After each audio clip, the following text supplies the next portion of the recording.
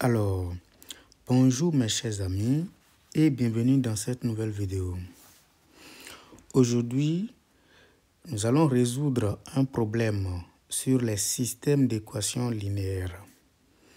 Il s'agit de déterminer les valeurs du paramètre réel K pour lesquelles le système que nous avons ici possède exactement une solution, une infinité de solutions et aucune solution. Pour résoudre ce problème, nous allons utiliser la méthode d'élimination de Gauss. Lorsque vous avez ce genre de système, la première des choses, il faut savoir l'écrire sous la forme matricielle. Après ça, il faut utiliser la matrice A, l'augmenter par la matrice B. Et nous savons donc que, premièrement, pour que le système ne possède aucune solution, il suffira de poser la condition que le rang de la matrice A doit être strictement inférieur au rang de la matrice augmentée que nous avons obtenue. C'est tout. Deuxième chose, pour obtenir exactement, je dis bien exactement une solution, il suffit de poser que le rang de la matrice A donne le rang de la matrice augmentée et cette fois-ci, ça va être exactement égal au nombre total d'inconnus. Donc, nous avons 3 inconnus ici. Nous allons mettre 3 ici. Et le dernier cas, pour avoir une infinité de solutions, il faudrait que le rang de la matrice A, c'est-à-dire la matrice des coefficients, soit égal au rang de la matrice augmentée, mais cette fois-ci, ça va être strictement inférieur à 3. C'est tout, c'est-à-dire le nombre d'inconnus. Donc, c'est vraiment important. C'est avec ces conditions-là que nous allons résoudre ce problème-là. Donc, on commence par la matrice des coefficients. Donc, comme vous le savez très bien, il s'agit d'accord de récupérer les coefficients d'accord qui apparaissent d'accord dans le système. Tout de suite, nous savons que la matrice des coefficients, donc on commence. La matrice des coefficients, la première ligne, nous avons 1. Nous avons 1 encore et nous avons K carré. Donc, il s'agit principalement des coefficients qui sont ici. Ça fait 1. Ici également 1. Ici, nous avons K carré. D'accord? OK.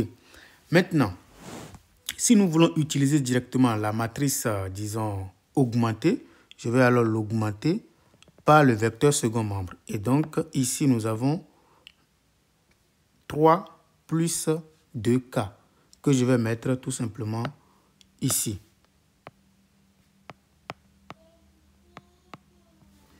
Maintenant, on passe maintenant à la deuxième équation. Ça, c'est notre deuxième équation.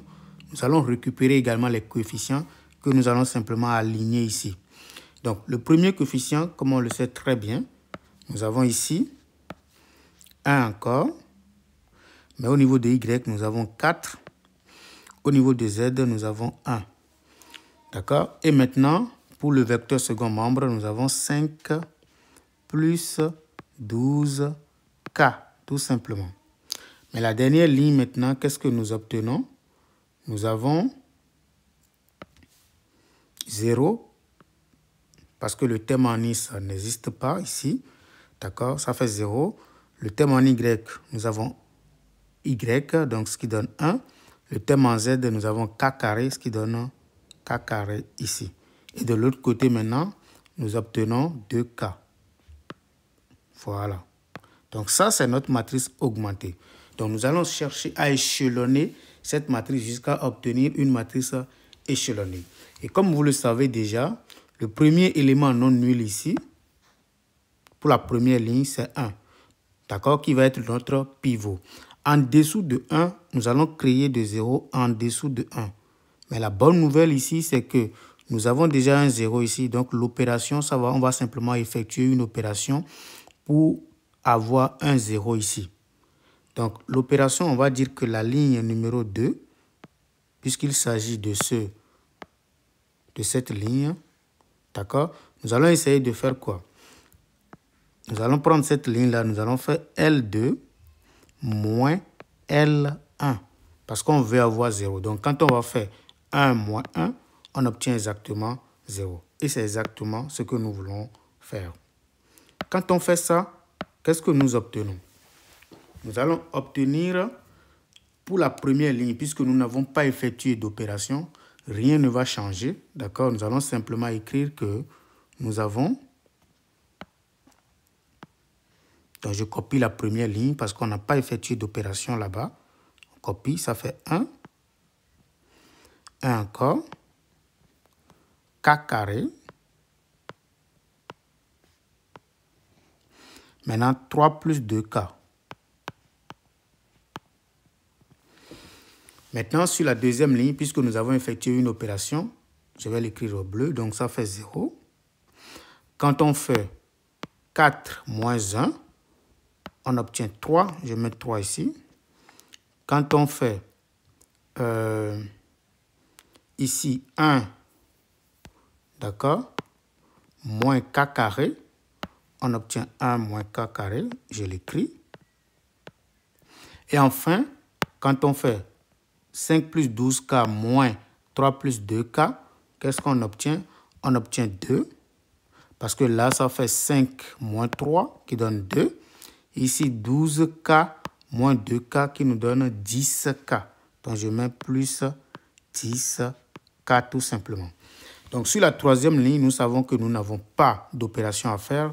On va simplement copier. Donc, ça fait 0, 1 et puis K au carré. Et de l'autre côté, nous avons 2K. On continue. Donc, rigoureusement, on remarque que ceci représente la position pivot. On devait créer de 0 ici. Pour éviter une fraction, on va simplement échanger, d'accord, les deux lignes là. D'accord, pour avoir une opération beaucoup plus simple, beaucoup plus flexible. D'accord. Donc, je vais dire que j'échange. Donc, je vais permuter la ligne numéro 2 et la ligne numéro 3. D'accord. Donc, je vais faire ça pour signaler que je vais permuter juste les deux lignes. Quand on fait ça, qu'est-ce qu'on obtient? On va simplement obtenir la même matrice, seulement qu'on va échanger les lignes numéro 2 et les lignes numéro 3. Donc, qu'est-ce qu'on obtient? Donc, je vais dire que 1, 1, K carré, 1, 1, K au carré. De l'autre côté, on obtient 3 plus 2K. Maintenant, on va échanger, d'accord? Quand on permute les deux lignes, on obtient alors 0, 1, K carré, et puis 2K. Puis la troisième ligne, maintenant, ça va être 0, 3, 1 moins K carré, 1 moins K carré, et enfin 2 plus 10K. Voilà.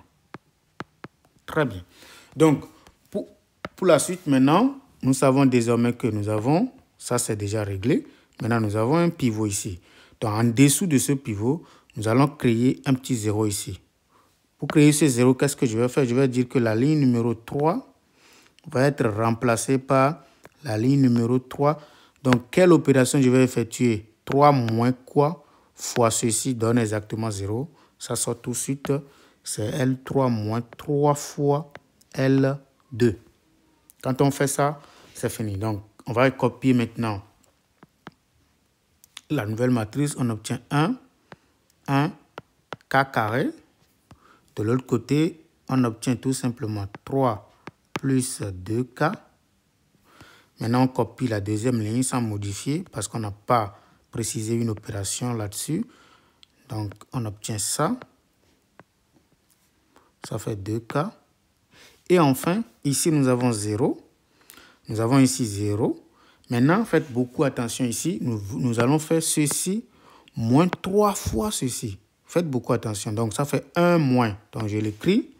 Ça fait 1 moins k carré moins 3 fois k carré. Donc, ça fait 1 moins 4k carré. Donc, j'écris 1 moins 4k au carré. Voilà. Maintenant, on fait la même chose ici. Ça fait 2 plus 10k moins, d'accord, on va multiplier tout ceci par 3. Ça donne 6. Donc, moins 6k. On obtient alors 2 plus 4k, tout simplement. Voilà. Maintenant, nous sommes à la fin parce que nous avons maintenant une matrice qui est échelonnée. Dans la première condition, nous ne voulons pas de solution.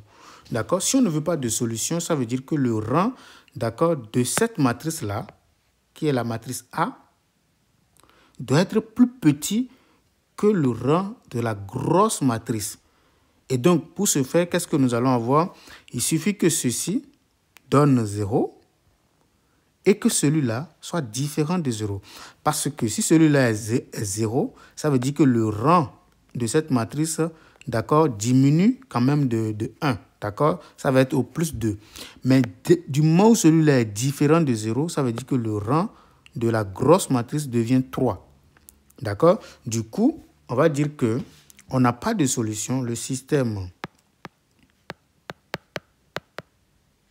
d'accord, n'admet pas de solution si et seulement si n'admet pas de solution si,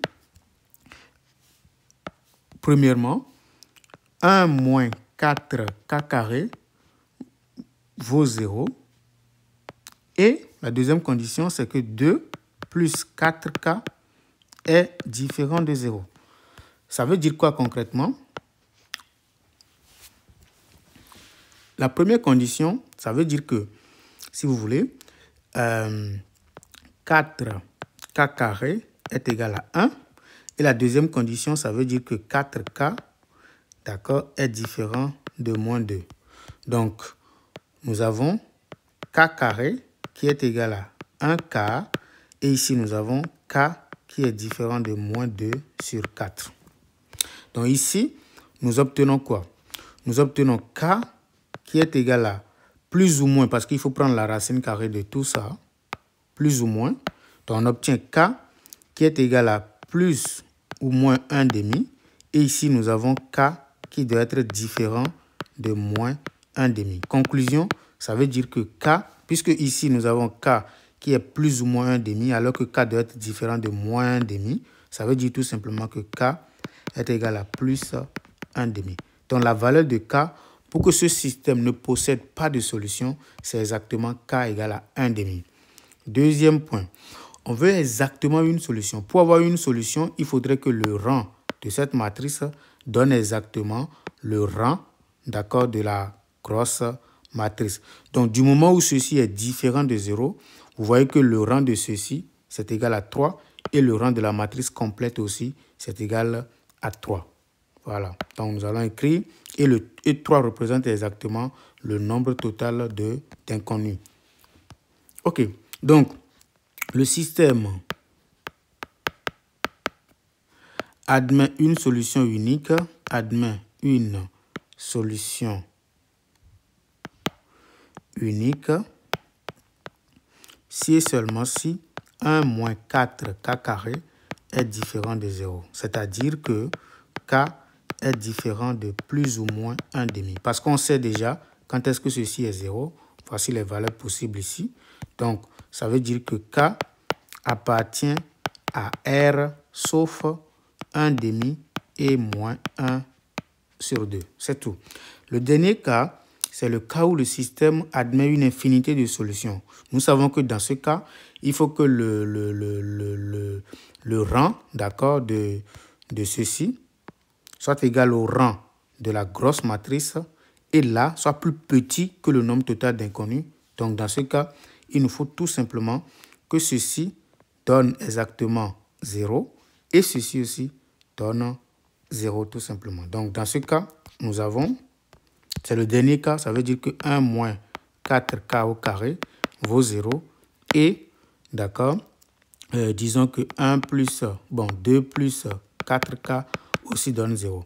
On voit qu'ici, K égale à plus ou moins 1 demi. Et ici, K égale à, disons, moins 1 demi. Donc, in fine, K est égal à moins 1 demi. D'ailleurs, c'est la seule valeur qui reste quand on finit de tout traiter. Donc, premièrement, on a déjà trouvé ceci. Deuxièmement, nous avons trouvé ça. La seule valeur qui reste, qu'on n'a pas encore touché, c'est exactement ceci. Et ça tombe bien. Donc, les valeurs de K, ou bien la valeur de K, pour que le système possède une infinité de solutions, c'est exactement K égale moins 1 demi. Voilà, c'est la fin de cette vidéo. N'hésitez pas à vous abonner et à commenter, d'accord, à nous dire en commentaire ce que vous en pensez, à poser aussi des questions. Merci.